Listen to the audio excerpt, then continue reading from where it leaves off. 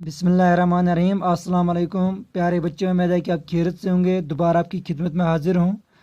आज का जो हमारा क्लास है वो 8th है, सब्जेक्ट मैथमेटिक्स, एक्सरसाइज 3.3 का क्वेश्चन नंबर 5 आज हम करने जा रहे हैं।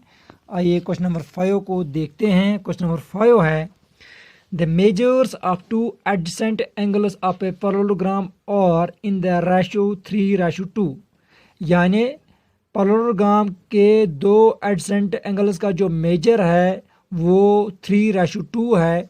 तो हमें क्या करना है, find the measure of each of the angles of the parallelogram.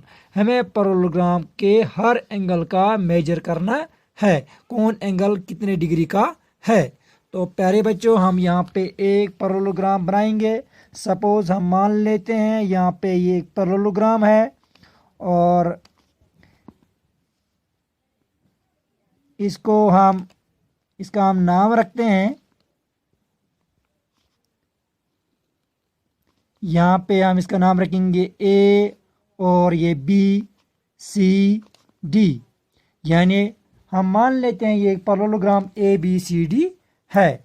तो अब यहाँ पे कहता है the measures of two adjacent angles of a parallelogram और इन द रेशो 3:2, यानी जो पैरेललोग्राम है इसके दो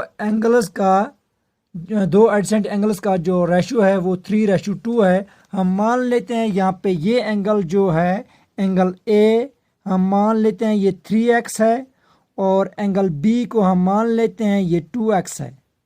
तो प्यारे बच्चों, हम सॉल्यूशन पे आते हैं। हम यहाँ पे लिखेंगे तब let two adjacent angles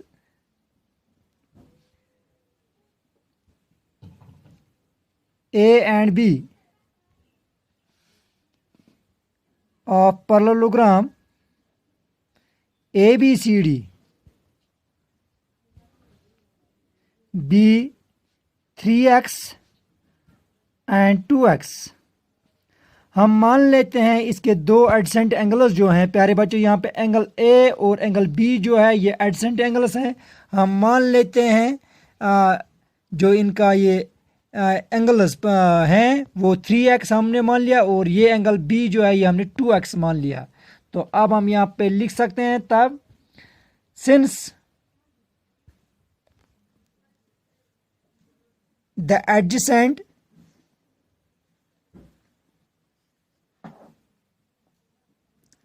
angles of a parallelogram are supplementary,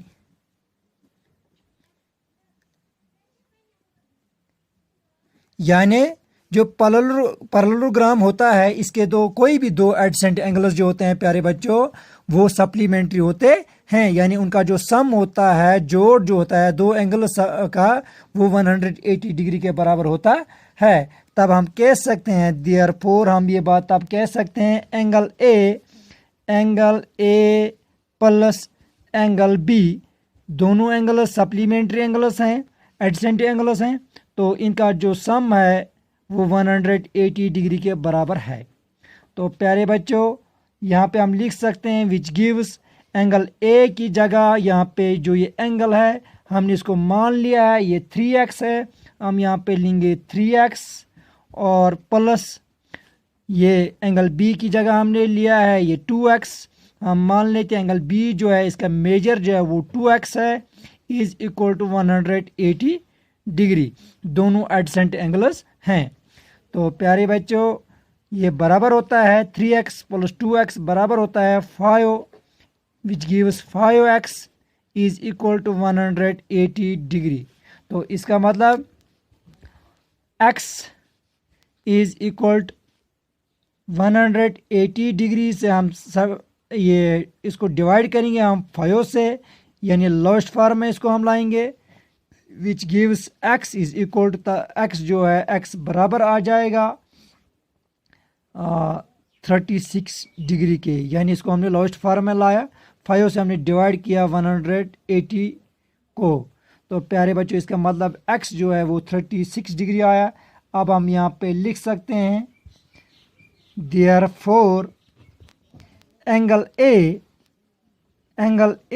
is equal to angle A बराबर है, जो ये ए है एंगल ए, तो इस पैरेललोग्राम का एंगल ए यानी यहाँ पे हमने लिया था ये 3x, तो हम यहाँ पे लिखेंगे 3, और जो x है x की जगह हम इनटू इसको करेंगे, ये 36, x का वैल्यू जो है वो 36 आया, तो हम यहाँ पे लिखेंगे 36 डिग्री।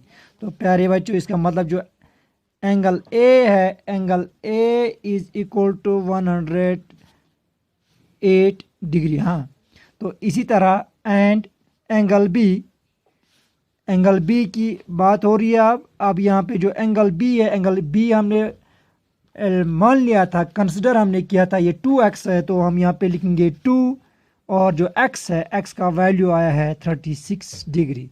तो प्यारे बच्चों इसका मतलब जो एंगल 2 है, ये एंगल बी जो है that is equal to 72 degree. हाँ, तो प्यारे बच्चों अब हम यहाँ पे लिख सकते हैं since the opposite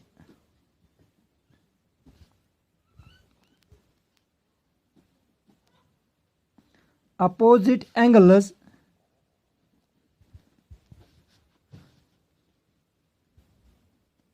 of a parallelogram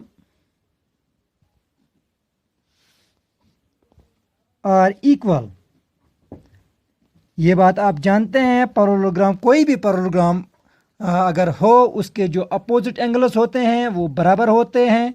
तो प्यारे बच्चों वही मैंने यहाँ पे लिखा, since the opposite angles of a parallelogram are equal.